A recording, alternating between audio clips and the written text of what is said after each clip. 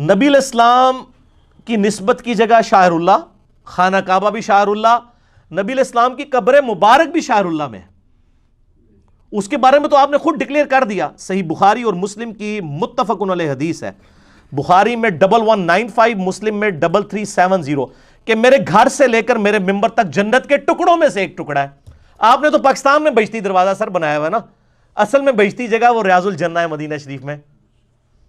اور پتہ ہے امام بخاری نے صحیح بخاری کی اس حدیث کے اوپر باب کیا باندھا ہے؟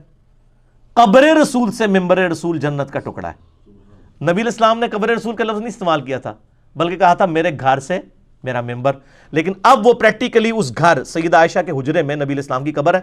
امام بخاری نے ہیڈنگ کیا بنائی؟ قبر رسول سے لے کر ممبر رسول جنت کا ٹکڑا ہے. یعنی امام بخاری بتانا چاہ رہے ہیں کہ نبی علیہ السلام کی قبر مبارک جنت کے ٹکڑے میں ہے بھی ہے. یہ تو امام بخاری کا ویژن نا. صحیح بخاری میں ایک بڑی رکت انگیز حدیث ہے 1392 انٹرنیشنل نمبر کے مطابق صحیح بخاری میں، کہ جب عبداللہ بن عمر رضی اللہ تعالیٰ عنہ کو سیدنا عمر نے بھیجا اما عائشہ کے پاس. اس حدیث میں آتا ہے، بڑی ڈیٹیل حدیث ہے، کہ سیدنا عمر کو زخم لگے. اب ان کو یہ پتا چلا کہ اب میں بچ نہیں سکوں گا، یعنی میری اب شہادت ڈیفینیٹ ہے. اور صحیح بخاری میں یہ حدیث موجود ہے کہ سیدنا عمر یہ دعا کیا کرتے تھے، اے اللہ مجھے شہادت کی موت دینا اور مدینہ شریف میں دینا. اللہ نے دونوں دعائیں قبول کر لی، شہادت کی بھی دی موت اور مدینہ شریف میں. کیونکہ صحیح مسلم میں حدیث ہے کہ اہل مدینہ کی میں شفاعت کروں گا. جامع ترمذی میں حدیث ہے کہ مدینہ میں موت مانگو، جو مدینہ میں مرے گا میں اس کی شفاعت کروں گا. اور مسلم شریف کے الفاظ ہیں، جس نے مدینہ کے مصائب پر صبر کیا اس کے میں قیامت والے دن شفاعت کروں گا. لیکن اس کی پھر عقیدے بھی صحیح ہونے چاہیے، مطلب صرف مدینہ میں دفن ہونے سے نہیں. اگر آپ کہیں نہیں دفن ہونے سے، تو میں آپ کو ابھی بتا دیتا ہوں. آپ بریلویوں سے کہ شیخ زکریا کاندلوی صاحب بقیہ غرقد میں مدینہ شریف میں دفن ہے، وہ کہیں گے وہ تہائی مردود ہے، کیونکہ دوسرے فرقے کا نا. اور اگر آپ کہہ دیں دیوبندیوں سے کہ الیاس قادری صاحب کے جو پیر صاحب ہیں ضیاء الدین مدنی، وہ بھی بقیہ غرقد میں فوت ہیں، وہ کہیں گے ہائی مشرک ہے. اپنے بابے دفن ہوں گے نا پھر ہی جنت ملے گی سر، دوسرے دے بابے نہیں. تو لہٰذا یہ باتیں بالکل یعنی ایک جذباتی ایک ڈاکٹرائن کھڑی کرتا ہے. میں ساتھ ساتھ انجینئرنگ کرتا ہوں نا تاکہ دماغ میں ڈرل ہو، یہ بند نہ رہے دماغ بلکہ کھلے. تو صحیح بخاری 1392 نمبر حدیث میں آتا ہے، سیدنا عمر نے کہا کہ اب مجھے نہیں لگتا میں بچوں گا. تو کہا میرے بچے عبداللہ اما عائشہ کے پاس جا اور ان سے کہہ کہ عمر بن خطاب اپنے 2 ساتھیوں کے ساتھ دفن ہونا چاہتا ہے. پوری زمین پڑی ہوئی تھی دفن ہونے کے لیے، کیونکہ ان کو پتا تھا کہ نبی علیہ السلام کا قرب ملے گا. شاعر اللہ میں سے ایک جگہ ہے ریاض الجنہ ہے، مجھے بھی یہاں پہ جگہ مل جائے قبر کی. تو اور کہا کہ وہاں پہ جا کے کہنا عمر ابن خطاب کہتا ہے، امیر المومنین نہ کہنا، کہیں حضرت عائشہ میرے اس مرتبے سے نہ دب جائیں. آئی ایم نو مور امیر المومنین. میں نے 6 رکنی کمیٹی بنا دی ہے، علی، عثمان، طلحہ، زبیر، عبد الرحمن بن عوف، سعد ابن ابی وقاص، ان میں سے کسی کو خلیفہ چن لینا. 3700 نمبر حدیث بخاری میں 7-8 صفحوں کی ہے، اس میں ڈیٹیل ہے. لیکن یہ جو طریق ہے نا بخاری کا 1392، اس میں الفاظ ہے عبداللہ بن عمر گئے، جا کے عرض کیا. سیدہ عائشہ نے کہا وہ تو جگہ میں نے اپنے لیے رکھی ہوئی تھی، آج میں عمر کو اپنے پر ترجیح دیتی ہوں. تو انہوں نے آ کے کہا، تو حضرت عمر کے الفاظ ہیں کہ اللہ کی قسم مجھے اپنی زندگی میں اس سے بڑھ کر کوئی چیز محبوب نہیں تھی کہ مجھے رسول اللہ صلی اللہ علیہ وسلم کے ساتھ دفن کیا جاتا. یہ میری زندگی کی سب سے بڑی خواہش تھی جو آج پوری ہو گئی ہے. اور پھر کہا کہ میرے بچے جب میں مر جاؤں نا، میری میت کو لے کر پھر اما عائشہ کے پاس جانا، کیونکہ میں فوت ہو چکا ہوں گا، ہو سکتا ہے میرے مرتبے سے نہ دب گئی ہوں. دوبارہ اجازت لینا، اگر اما عائشہ نے اجازت دی تو مجھے قبر رسول کے ساتھ دفن کرنا، ادروائز مجھے مسلمانوں کے قبرستان میں دفن کر دینا. یہاں پہ کہتے ہیں وہ حضرت ابوبکر نے کہا جی قبر رسول پہ لے جانا، قبر سے آواز آئے گی. جھوٹ کہانی، اور لوگ رو رہے ہوتے ہیں کہانیاں سن سن کے. اور بھائی صحیح بخاری میں 1392 ہے، حضرت عمر کہہ رہے ہیں اما عائشہ سے جا کے پوچھنا. ان کو بھی چاہیے تھا کہ وہ کہتے کہ ابو بکر کی باری آواز آئی سی تو میں بھی آ رہی ہوں، میرے واسطے بھی آ جائے گی. وہ کوڑ ہے، یہ سچائی ہے. اس طرح نہیں قبر سے آوازیں آتی. نبی علیہ السلام کا اب ہمارے ساتھ اس طرح کا کمیونیکیشن والا معاملہ کبھی نہیں ہو سکتا. ہمارا درود و سلام اللہ تعالیٰ ان تک پہنچاتا ہے. تو پھر الحمدللہ وہاں پہ ان کو دفن کیا گیا. تو سیدنا عمر نے یہ ڈکلیئر کر دیا کہ نبی علیہ السلام کی قبر کا قرب ملنا یہ شاعر اللہ میں داخل ہے. یہ بھی ایک زبردست دلیل ہو گئی. اور یہاں پہ آپ نے ایک جعلی روایت اکثر اہل حدیث سے سنی ہوگی, وہ بھی ابن تیمیہ نے اس کتاب کے اندر ہی لکھی ہوئی ہے. او جی حضرت عمر نے صلح حدیبیہ کا درخت کٹوا دیا تھا کیونکہ لوگ وہاں جا کے تبرک کے لیے نماز پڑھتے تھے. یہ ابن تیمیہ نے لکھا. اور اہل حدیث آپ کو سنائیں گے کہ جی حضرت عمر نے تو صلح حدیبیہ کا, حضرت عمر صلح حدیبیہ کا درخت کٹوا سکتے تھے یار. جو صحیح بخاری میں آتا ہے 1392 کہ حضرت عمر کہتے ہیں میری خواہش ہے میں قبر رسول کے ساتھ دفن ہوں, وہ ریاض الجنہ کا احترام کر رہے ہیں. اور آج آپ ریاض الجنہ میں نفل پڑھنے کے لیے ایک دوسرے کے ساتھ یعنی جھگڑ رہے ہوتے ہیں, تو حضرت عمر تو ریاض الجنہ ہی کھدوا دیتے, ایک ہی شرک پہ کر دو. وہ تو خود وہاں دفن ہونے کے لیے خواہش کر رہے ہیں. تو وہ عمر صلح حدیبیہ کا درخت کٹوا سکتے تھے. یہ ایک منقطع جعلی روایت تھی مصنف ابن ابی شیبہ کی, منقطع روایت تھی. نافع اور حضرت عمر کے درمیان واسطہ ہی کوئی نہیں ہے. بدترین یہ شکل ہوتی کسی روایت کے منقطع ہونا اس کے ضعف کے اوپر. اور اس کے مقابلے میں جو صحیح حدیث ہے وہ میں آپ کو سنا دیتا ہوں, بخاری اور مسلم دونوں میں ہے. صحیح بخاری میں 4163 اور مسلم میں 4820. سعید ابن مسیب تابعی ہیں, خیر التابعین میں سے. وہ کہتے ہیں میرے والد جو مسیب تھے نا وہ اصحاب شجرہ میں شامل تھے, جنہوں نے جو 1500 صحابہ جنہوں نے نبی علیہ السلام کی 1400 یا 1500 کے قریب جو صلح حدیبیہ کے موقع پر بیعت کی تھی, وہ اس درخت کے نیچے بیعت کرنے والے میں میرے والد بھی تھے. اور وہ کہتے ہیں میں اپنے والد کے ساتھ حج کے لیے گیا تو انہوں نے مجھے کہا کہ یہاں پر ہی وہ درخت تھا صلح حدیبیہ کا جس کے نیچے ہم نے, جس درخت کا ذکر قرآن میں سورۃ الفتح میں آیا ہے, جس کے نیچے ہم نے نبی علیہ السلام کی بیعت کی تھی. کہتے ہیں لیکن جس سال ہم نے بیعت کی اس سے اگلے سال جب ہم آئے نا تو وہ درخت اللہ تعالیٰ نے ہمیں بھلا دیا, وہ درخت بھلا دیا. اس کے بعد پھر کسی کو یاد نہیں رہا کہ وہ درخت کدھر گیا, وہ اللہ کی طرف سے غائب ہو گیا ہوگا. جیسے صحیح بخاری میں آتا ہے نا کہ نبی علیہ السلام کی جو مہر نبوت والی انگوٹھی تھی جس میں محمد رسول اللہ لکھا تھا, جو آپ خط کے اوپر مہر لگایا کرتے تھے, وہ حضرت ابو بکر کے پاس رہی, پھر حضرت عمر کے پاس آئی, پھر حضرت عثمان کے پاس آئی. حضرت عثمان ایک دن وہ اس کنویں پہ بیٹھے ہوئے تھے اور منڈیر پہ, اور اس انگوٹھی کے ساتھ یوں کھیل رہے تھے, ان کے ہاتھ سے گر گئی اور وہ اس کنویں میں چلی گئی. وہ کنواں کتنا تھا, تھوڑا سا تو کنواں تھا, سارا پانی نکالا لیکن وہ پھر انگوٹھی ملی کوئی نہیں. وہ ایسی اللہ تعالیٰ نے پھر غائب کر دی نا. بس اسی کے بعد حضرت عثمان کی جو خلافت میں ڈاؤن فال بھی شروع ہو گیا. وہ 6 سال تو بڑے اچھے گزرے. پچھلے دنوں بھی سعودی حکومت نے وہ کافی کنواں صاف کروایا ہے لیکن وہ نہیں ملی. وہ نہیں سر, نہیں ملنی, وہ اللہ نے چک لی ہے. صلح حدیبیہ کا درخت بھی اللہ نے بلوا دیا تھا. تو یہ صحیح بخاری میں آتا ہے وہ انگوٹھی بھی پھر گم گئی اور وہ انگوٹھی بھی آج تک نہیں ملی. تو یہ صلح حدیبیہ کا درخت کٹوایا نہیں تھا حضرت عمر نے. جناب کہانیاں نہ کراؤ, صحیح گل امت نو دسو. صحیح بخاری مسلم میں موجود ہے کہ وہ اللہ تعالیٰ نے بلا دیا. اسی کانٹیکسٹ میں آخر میں 2 مثالیں آپ کو پیش کر دیتا ہوں. نبی علیہ السلام کے تبرکات کا احترام کتنا تھا صحابہ میں. ویسے تو میں فی البدی بولوں نا 1 گھنٹہ بول سکتا ہوں صرف بخاری مسلم سے, لیکن 2 مثالیں پیش کرتا ہوں. نبی علیہ السلام کے ڈائریکٹ تبرکات کی بھی اور انڈائریکٹ تبرکات کی بھی. شاعر اللہ ہے. ڈائریکٹ تبرک نبی علیہ السلام کے بال مبارک. صحیح بخاری میں حدیث ہے انٹرنیشنل نمبر کے مطابق 5896 5896. ام المؤمنین سیدہ ام سلمہ رضی اللہ تعالی عنہا کے پاس ایک ڈبیا تھی جس میں نبی علیہ السلام کے بالوں کا گچھا تھا.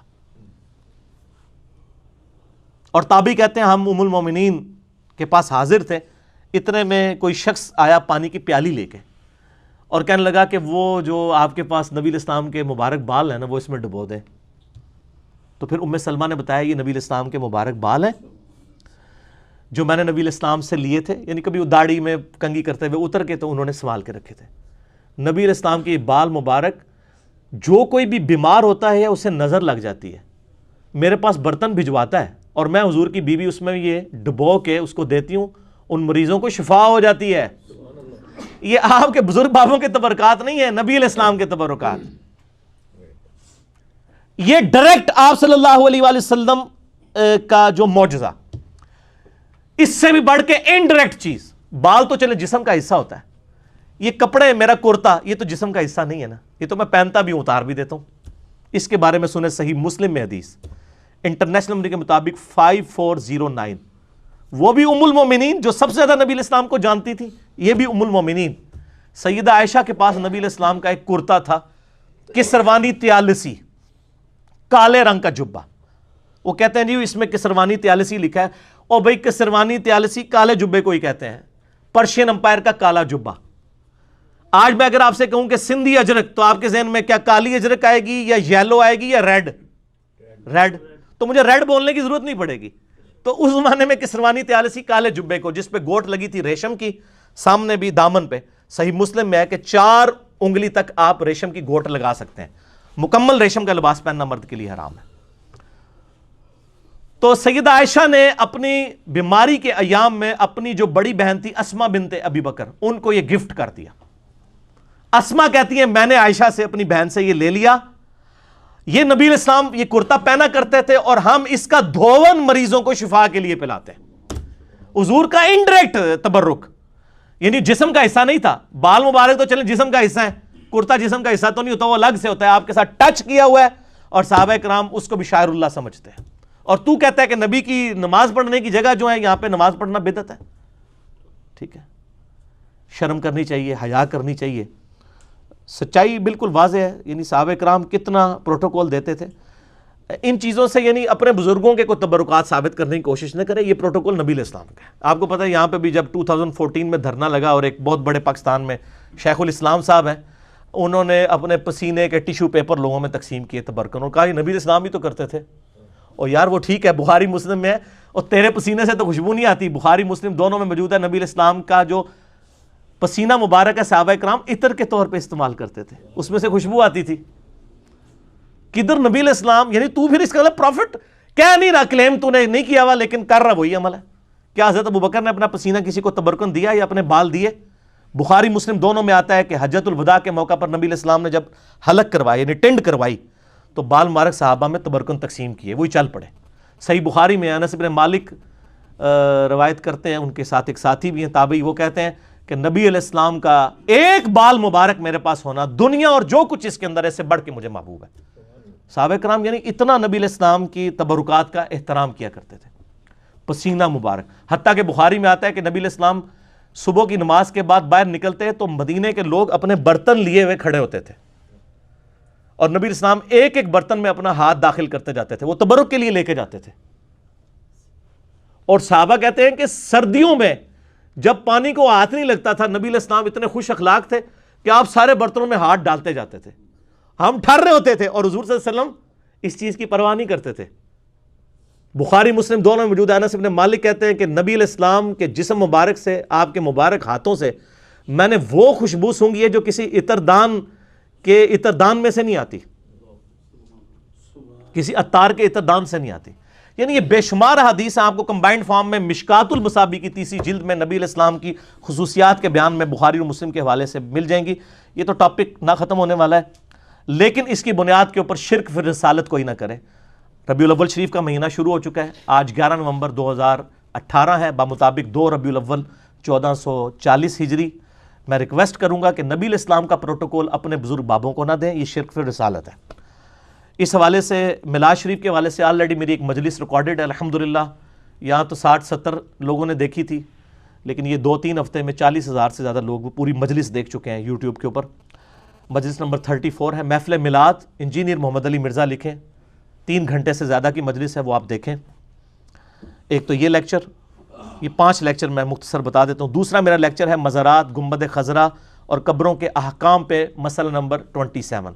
کلپ بھی ہیں, آپ لکھیں گنبد خضرا, مسجد نبوی اور میرا نام لکھیں انجینئر محمد علی مرزا, تو کلپ کھل جائیں گے. تیسرا لیکچر ہے وسیلہ اور توسل کے صحیح احکام و مسائل, مسئلہ نمبر 43 ہے, جس میں میں نے امام ابن تیمیہ المتوفیٰ 728 ہجری کے ایکسٹریم رویے کا رد کیا. وہ کہتے ہیں قبر رسول کی زیارت کی نیت کرنا جو ہے یہ بدعت ہے, نعوذ باللہ. اور دوسری طرف امام علی السبکی ہیں جو صوفیاء کے امام ہیں, المتوفیٰ 756 ہجری. مزے کی بات ہے دونوں شیخ الاسلام ہیں, ایک ہی زمانے میں ایک سلفیوں کے امام ہے, ایک صوفیوں کے امام ہے, اور دونوں شیخ الاسلام ہیں. یعنی یہ شیخ الاسلام جو ہے نا, یہ ایک لقب جو ہے نا, یہ کسی کے ساتھ بھی آپ لگا سکتے ہیں. سر میرے نال لانا, ان کا بھی بدنام ہو چکا ہے ویسے. اچھا جی, چوتھا لیکچر ہے قبر رسول کی حاضری سے متعلق فرقہ وارانہ نظریات کا تحقیقی جائزہ. اس میں تو میں نے پرٹیکولرلی ابن تیمیہ اور امام علی السبکی کا دونوں کا رد کیا تھا، دونوں کے ایکسٹریم رویوں پر. مسئلہ نمبر 54C ہے، یہ آپ دیکھیں. اور وہ جو بخاری مسلم کی حدیث ہے 3 مسجدوں کے علاوہ ایکسٹراڈنری ثواب کی نیت سے کہیں سفر نہ کرو، اس حدیث کی میں نے انٹرپریٹیشن پھر بخاری مسلم سے سمجھائی تھی. اس میں قبر رسول کو داخل کر کے اور اس کی نیت سے سفر کرنے کو بدعت کہنا اپنی عقلوں کا اور اپنے ایمان کا علاج کروائیں. تو میں نے آج اس کو سکپ کیا، اس لیے میں اس کو آپ کو بتا رہا ہوں لیکچر، جس کو شوق ہے وہ دیکھیں. اور 5واں لیکچر حیات النبی صلی اللہ علیہ وآلہ وسلم سے متعلق فرقہ وارانہ نظریات کا تحقیقی جائزہ، مسئلہ نمبر 5 ہے. ایک اور لیکچر بھی ہے وفات النبی صلی اللہ علیہ وآلہ وسلم پر، مسئلہ نمبر 163، وہ بھی بڑا امپورٹنٹ لیکچر ہے. اب میلاد شریف کا مہینہ تو میں اس لیے جو ریلیٹڈ لیکچر ہے. مسئلہ نمبر 63 بھی ہے ولادت مصطفیٰ صلی اللہ علیہ وآلہ وسلم اور رسول اللہ کی آخری وصیت ہے. یہ سارے وہ لیکچرز ہیں جو آج کے ماحول کے لیکچر ہیں، اور اس میں ظاہر لوگ کلپ دیکھ رہے ہوتے ہیں الحمدللہ. تو یہ حق بات تھی جو میں نے پہنچا دی. آخر میں آپ سب لوگوں سے ریکویسٹ کروں گا کہ وہ آج کل ایک بڑا مشہور سا شعر ہے، ذرا ایک دفعہ گنگنا دیں. کون سا؟ نہ میں وابی نہ میں بابی، میں ہوں مسلم علمی کتابی. اللہ تعالیٰ سے دعا ہے جو حق بات میں نے کہی ہمارے دلوں میں راسخ فرمائے. اگر جذبات میں میرے منہ سے کوئی غلط بات نکل گئی، اللہ تعالیٰ ہمارے دلوں سے ہی معاف کر دے. ہمیں کتاب و سنت کی تعلیمات پر عمل کر کے دوسرے بھائیوں تک پہنچانے کی توفیق عطا فرمائے. صلو علی الحبیب، اللہم صلی علی محمد وعلی آل محمد کما صلیت علی ابراہیم وعلی آل ابراہیم انک حمید مجید. اللہم بارک علی محمد وعلی آل محمد کما بارکت علی ابراہیم وعلی آل ابراہیم انک حمید مجید. سبحانک اللہم وبحمدک، اشہد ان لا الہ الا انت، استغفرک واتوب الیک، وما علینا الا البلاغ المبین. جزاکم اللہ خیرا.